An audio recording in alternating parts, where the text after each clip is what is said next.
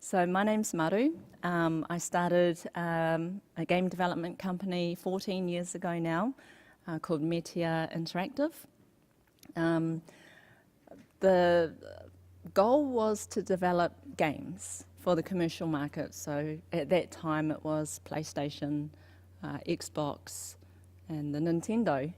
I think the mobile games at that time was Snake, and so there really wasn't a mobile market.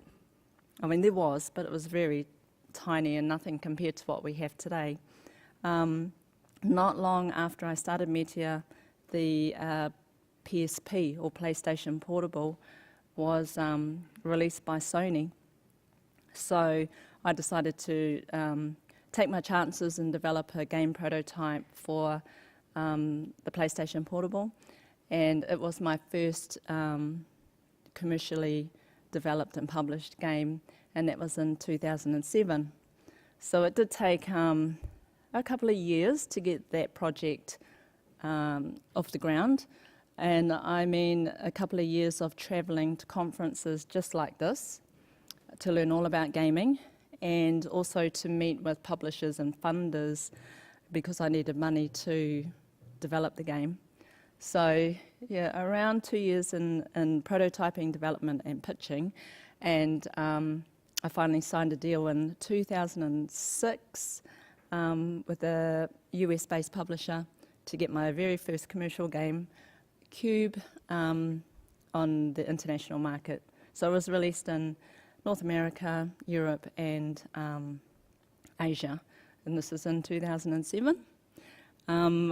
My license with my publisher expired in 2012, and the game I'm going to talk about today is a hack of that game, basically, but with a learning objective, which is to teach young people the concepts behind coding.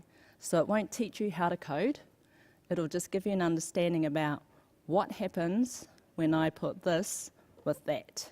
You know, it's all about, I suppose, systems thinking and creative thinking through a game world.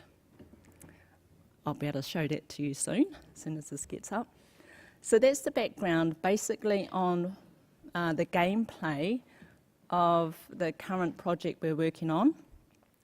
Cube is a puzzler game. So you are a cube, you rotate around a cubic platform in a 3D space.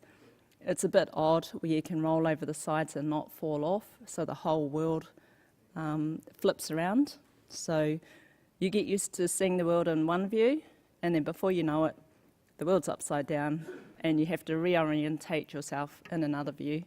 So we've just taken that concept, or the mechanics of that game, and rehashed it for this new game that we're developing.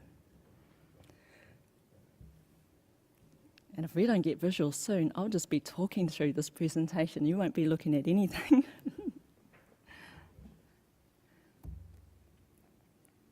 All right, well, I might as well start. I'll just keep talking. I'm into my presentation stuff now, and if we get a chance, I can go back through the screens so that you can take some pictures with your phone or whatever, or take some details down. So, why develop this game? You know, Takaro is a game to encourage kids into, I guess, innovative thinking.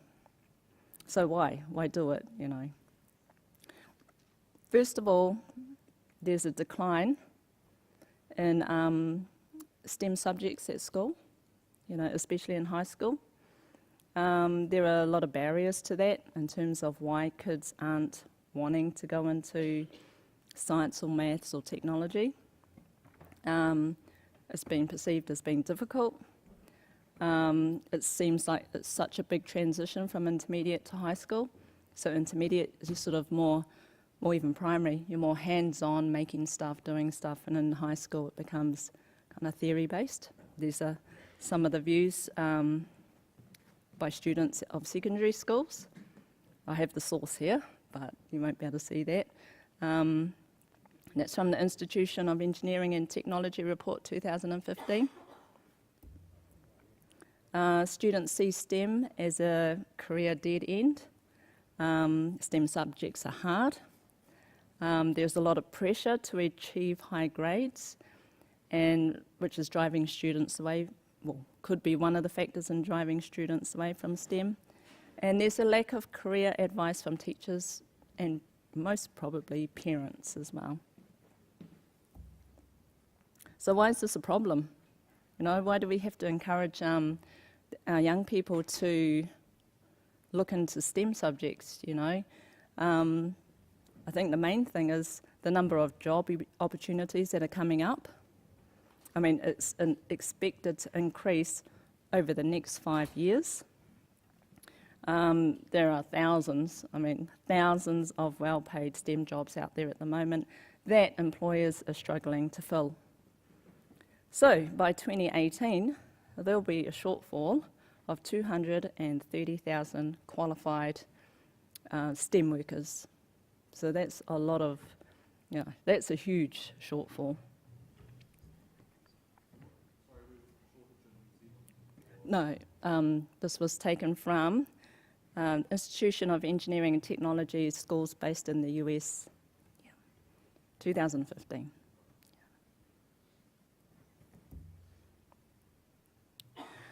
So what needs to happen? You know, how do we encourage young people and get them interested in one of these technology fields? You know, how do we sort of make it exciting or present it as an option, you know, for these kids? Well, I think one of the things is we need to teach our young people to be flexible and adaptable and technically skilled, because the world is increasingly digital and specialised. So we've probably all heard the talk around automation, robotics, AI and all that, and big loss of jobs and everything that goes with it. But currently, AI can't dream or imagine. It can definitely learn. So it's more about teaching kids to be flexible in their thinking, you know, to be creative, to be innovative, because essentially they're going to be creating their own jobs in the future, especially with automation and AI coming in. So we just need to make those critical and meaningful outcomes and connections, especially with new knowledge and new concepts. And we need to teach them, I guess, as part of this innovative thinking, how to be innovative with their own ideas. So it is, I think if we get to that point where we can show them and teach them that they can be creative, then they will naturally continue that on. But they need to see it. There needs to be some pathway there where they can actually see the results of their creativity. So what is Takaro? You know, why am I developing this game, really? It's, apart from what I've just talked about, Takaro is a game that will be housed on an interactive platform, so a website, to teach young people, especially Māori, I'll come to that point in a minute, so our rangatahi, to learn and share coding concepts and systems thinking through a hands-on, reactive environment, which will have powerful educational outcomes. So how we'll do this is by strengthening skills and strategies that will build confidence in using technology through gaming. So it's all about cognitive skills, spatial awareness, problem solving, puzzle solving, and coding concepts through the gaming platform. How will we do this? Okay, we know what it's going to be. It's going to be a game. So how? If STEM is the tree of knowledge, then Takaro is the seed. And what that means is Takaro isn't a game that's going to teach our young people how to code. It's going to teach them the concepts. Yay! That's up? Oh, I was getting worried. I was thinking, I'm going to have the most boringest talk out of the whole conference with nothing to show with it. But yay, thank you. So Takaro promotes spatial thinking. You know, it's a really important factor for STEM. It takes coding and reimagines it as plain, simple fun. So we're not trying to teach young people how to write code. We just want to give them the idea of what it does. You know, what does code do? So it encourages colour and pattern recognition, encourages learning, and it has progressive gameplay. So that I brought up before that I'm developing this for young people, but in particular for rangatahi. And this is the reason why. We need to increase the number of Māori studying and working in technology. As you can see from these two diagrams, we have 1% out of the total population of Māori studying in technology. There's only, there's only 1% studying in technology. So that's that little yellow sliver right there. Doesn't look that much better for working in technology. It's only 2.5%. So if Takaro can work for rangatahi, then it will work for everybody. So why is this important? Why do we have to encourage our rangatahi to get into technical fields through engaging with STEM or one of these subjects, whether it's technology, engineering or science? Well, the Māori population is much younger than the overall New Zealand population, and it will form an increasingly important share of New Zealand's working age population. So there are opportunities there, you know, for rangatahi into the future. As you know, rangatahi will be adults and they will make up quite a large share of our working population. So, how do we increase the participation? How do we get kids involved? How do we get them interested in tech? So Māori youth are very active users of IT, social media and other applications. We just need to, this cycle here is about being inclusive. It's about creating the digital literacy. It's about providing greater access to. And it's about having more content online so Māori can engage online as Māori. So how do we, you know, in terms of making this game, increase the participation? Well, in the game itself, which I'll show you towards the end of my presentation, because I do have a video there. So you'll see the game, but there are elements within the game that we are wrapping Māori concepts and perspectives in. They're not overly obvious, but they are there. Apart from being in English and Te Reo, there'll be, our world is in outer space somewhere, probably close to Matariki. So we're incorporating navigation through using the stars, like our ancestors used to, and other concepts as well. And there's also two-way teaching and learning involved in this. And most of all, it's made with rangatahi. So we'll be talking to the kids themselves about what they want to see. And also, these are the groups that are involved with us. So we have educators, we have whānau, of course me being the game developer, and the rangatahi. So everyone involved in this shapes the game that we'll be developing. Also, if you'd like to be a stakeholder in this research, if you are at an intermediate or a high school, please contact me. Research phase for this goes out there in February. So if you'd like, if you think there are some of your students that might benefit, anyone, as long between the ages of 11 to 16. So how's this problem been addressed in the past? How have agencies or government tried to increase participation? Well, sadly, there's only been kind of two ways. One is through scholarships, for those who want to get into web development, and the other one is an ICT graduate program. So basically not a lot. A lot of money's been put into forestry, farming and fishing in terms of training, but nothing in technology. Well, not much in technology. Private institutions have done more. So the Mine Lab, for example, Manaia Kalani up in Auckland, a group of schools up there, and Digital Natives and Rotorua, sort of bring through groups of young people together and learn about tech, robotics and all that. So why am I approaching it differently? Well, because now it's easy to access with gaming, digital platforms. The content can be made totally relevant. It's also relevant for rangatahi, for anybody, and it's fun. Games are just fun.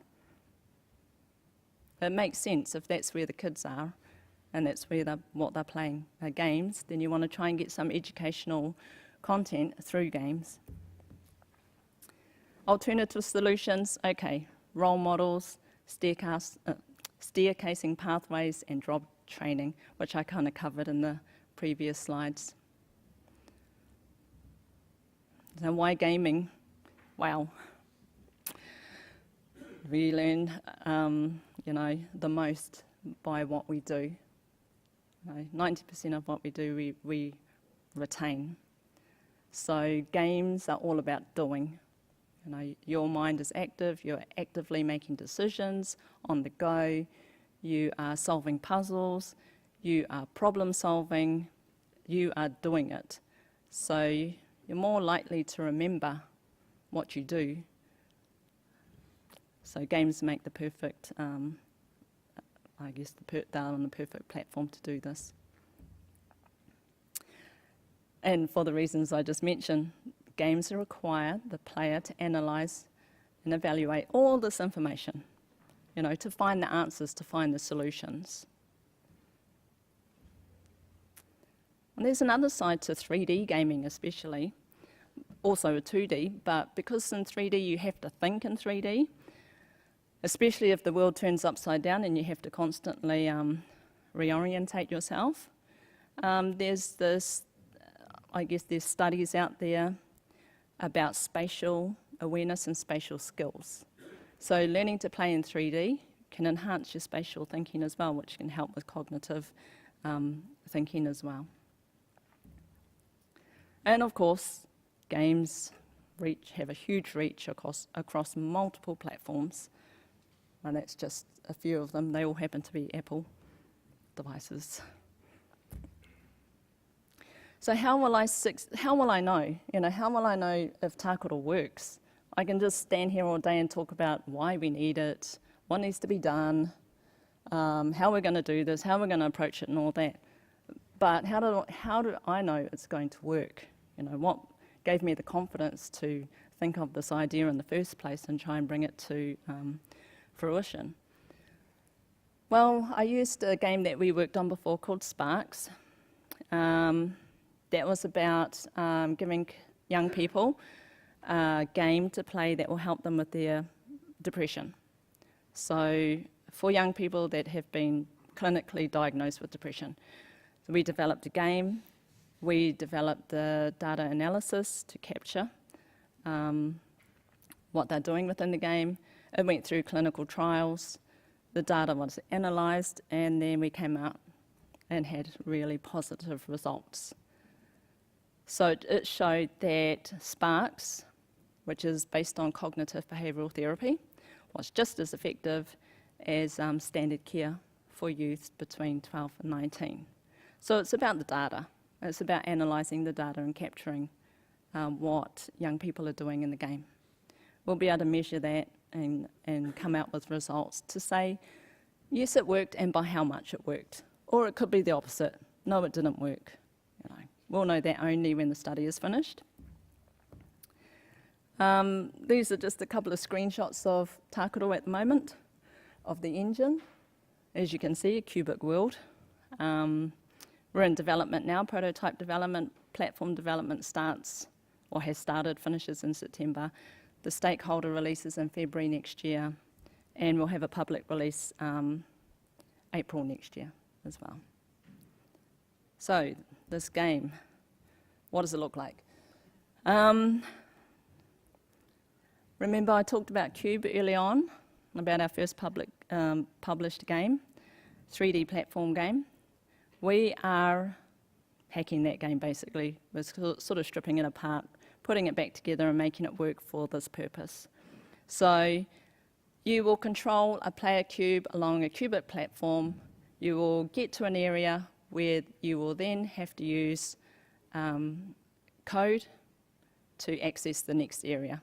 So this will give you an idea of what it will play like. It will look quite different. Hopefully that plays. Oh. No. Okay, that's not going to play. Oh, there we go.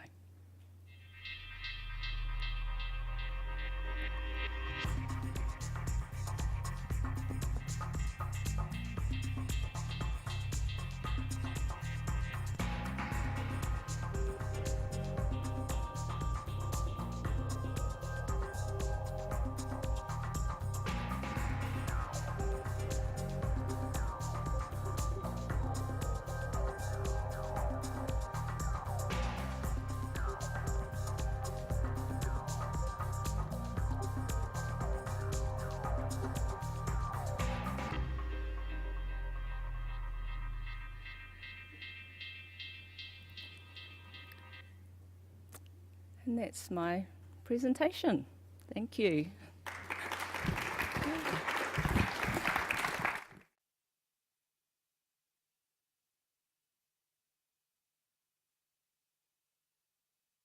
Questions, if anybody has any questions to ask Maru. Anybody? Yes. Yeah. It's from 11 to 16 for our study. So when this comes out in February, anyone can play the game. You know, if you wanted to play it yourself, you just have to contact me and let me know. But in terms of the research, it's going into intermediate and high schools. So I have 4 high schools at the moment and 2 intermediates, and looking for a couple more if you wanted to be any teachers out there that want to get your students involved. Yeah. Okay, great. Anyone else? Oh, hi.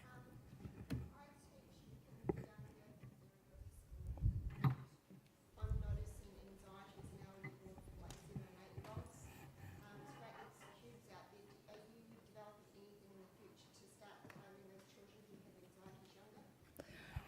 Now, because we've worked in this field, especially with Sparks, it has been a thought in our mind to continue developing games like Sparks, especially for the little ones and adults as well. We haven't sort of thought when we'd do that. I'm hoping, as funny as it sounds, but with Takaro, because my research is looking at getting young people into technology through gaming, I'm also hoping that it'll go into a couple of other smaller studies that won't be part of my research, but it would just be good to know how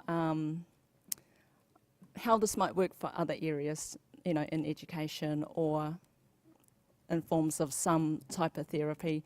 I'm just talking with some people at the moment about that, because it's genderless and it's sort of ageless, because it's cubic.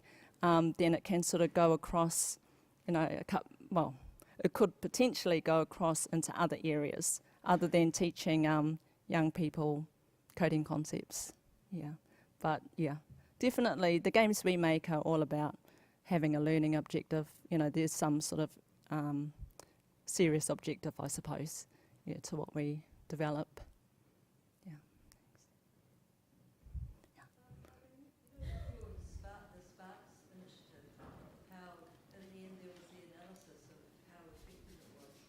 Mm-hmm. So you first made the game in collaboration, and then was the analysis with research later, or how did that work? So we developed the game, we got it to the final point. So what we had to do, what our job was basically, was to ensure that all data inside the game was captured and sent out. Once we had finished that, it went into clinical trials. That data was then picked up by the University of Auckland and NIHI, and they went through and analysed it. And it was the British Medical Journal that analysed that data as well. Yeah, so it kind of, the data analysis wasn't done through us. We just put everything in place to capture it. Yeah. I know it was definitely a research project through the university, and yeah, but I'm just not sure about whose it was. I think it was just an initiative put through from a PhD student, so it could have been, yeah. Anyone else? That's it? All right, thank you.